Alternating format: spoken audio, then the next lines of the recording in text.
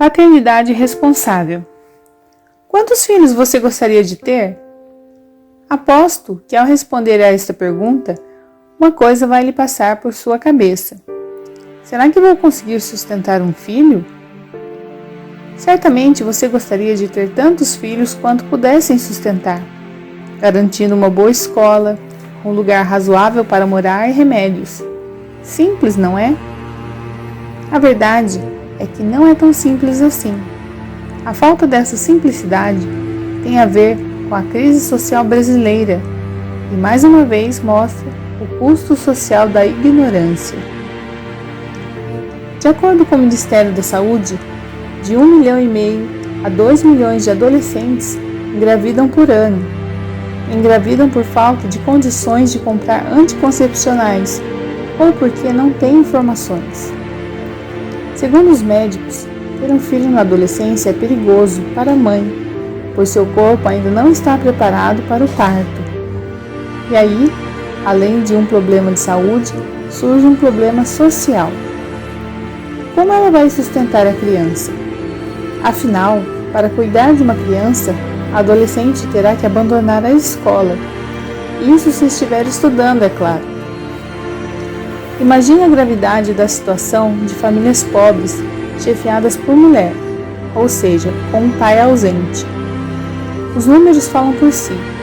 32% dessas famílias têm rendimento per capita de até meio salário mínimo. Não podemos nos esquecer da discriminação. Geralmente, o rendimento médio de um homem é 3 vezes maior do que o de uma mulher. Essa discriminação provocou até uma CPI sobre violência contra a mulher. A comissão apurou que, de janeiro de 1990 a agosto de 1992, foram registrados oficialmente 205 mil casos de agressão. Uma das consequências desse ambiente é a diferença salarial. Segundo estimativas oficiais, 73% das mulheres ganham até o salário mínimo. Entre os homens, essa faixa cai para 41%. São dados que ajudam a entender outro número impressionante, também do Ministério da Saúde.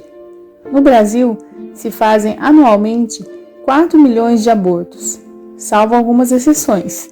Estupro ou risco de vida da mãe, o aborto é ilegal. A mulher procura clínicas clandestinas sem fiscalização, correndo riscos de saúde. Quem não tem condições de pagar essas clínicas usa métodos ainda mais precários para tirar o bebê. Todo ano, 400 mil mulheres vão para hospitais para tratar sequelas do aborto. Isso acontece em parte porque não existe no Brasil um amplo projeto de planejamento familiar que assegure aos casais mais humildes a capacidade de decidir quantos filhos desejam ter. Então, a mulher tem 4, 5, 6 ou até mais filhos, quando não conseguiria sustentar com dignidade nem 2, ou até mesmo 1. A capacidade de decidir quantos filhos se quer ter é mais um dos indicativos de desenvolvimento. Essa decisão está relacionada e muito com o círculo vicioso da miséria. Vamos nos lembrar daquele indivíduo ganha $100 por mês e tem que sustentar mulher e 2 filhos? E se, em vez de 2 filhos, tivesse 6? Sua renda per capita familiar cai. Ele terá de dividir o que ganha, não mais por 4, mas por 8. Essa família sai da linha de pobreza e entra na de indigência. O resultado é previsível. Os filhos dessa família estarão mais arriscados ainda a encarar a escola como um luxo. Serão obrigados a ir para a rua trazer dinheiro para casa. Sem instrução, vão ganhar muito pouco. E quando se tornarem pais, estão sujeitos a colocar seus filhos na rua também. O perverso é que, no geral, só os mais ricos, que poderiam ter mais filhos, têm meios e informações para fazer um planejamento familiar. E quanto mais pobres, menos condições têm. Atualmente, a mulher brasileira tem em média 3 filhos. É o que chamamos de taxa de fecundidade. E essa taxa é bem mais alta entre as mulheres pobres. Uma pesquisa realizada nos grandes centros mostrou que meninos trabalhadores vêm de famílias com 8 pessoas. Pense e responda rápido. Você teria 5 filhos? A maioria vai responder que o ideal seriam 2. Muitos dirão que prefeririam 1.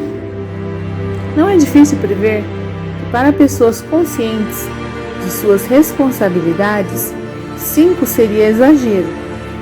Ainda mais se o chefe da família ganhar 100, 200 ou até $300 por mês. Falsa solução. A primeira regra de todo indivíduo que preza sua liberdade é questionar tudo que ouve e lê, independentemente de quem fala ou escreve. A desconfiança deve aumentar quando, diante dos problemas complexos, são sugeridas soluções fáceis. A questão populacional também encontra soluções fáceis. Uma delas parte do pressuposto de que a causa da miséria é o excesso de miseráveis. Logo vamos impedir que eles tenham filhos e assim acabamos com a miséria. Em primeiro lugar, num regime democrático, ninguém pode impor a alguém um número de filhos. Pode apenas argumentar que a vida da família iria melhorar com a paternidade responsável. Em segundo lugar, o que acaba com a miséria é o crescimento econômico, a distribuição de renda e o investimento social. Em cima desse conceito, surge outra saída fácil, a ideia de que o problema é econômico. Portanto, vamos esperar o crescimento, a distribuição de renda, etc. E assim, não precisamos nos preocupar com o planejamento familiar. Antigamente, havia o receio de que o aumento da população provocaria falta de alimentos. Agora, existe também a preocupação ecológica, supondo que, com tanta gente, os recursos naturais se esgotariam. Esses receios se baseiam na evolução da população ao longo da história. Segundo a estimativa da ONU, quando Jesus Cristo nasceu, o mundo tinha 150 milhões de habitantes. Essa população dobrou em 800 anos e o ritmo de crescimento aumentou. Em 1850, atingiu 1 bilhão e 100 milhões e 100 anos depois éramos 2 bilhões e 500 milhões de pessoas. Em 1990, a Terra tinha 5 bilhões e 2 milhões de habitantes. Atualmente, surge em poucos dias o mesmo número de pessoas que já tinham nascido em toda a história da humanidade, até a época de Cristo.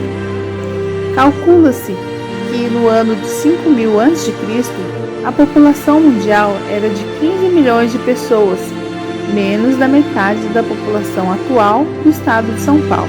O que acontece com as pessoas acontece com os países. Os casais mais ricos planejam sua família conforme a capacidade de sustentá-la.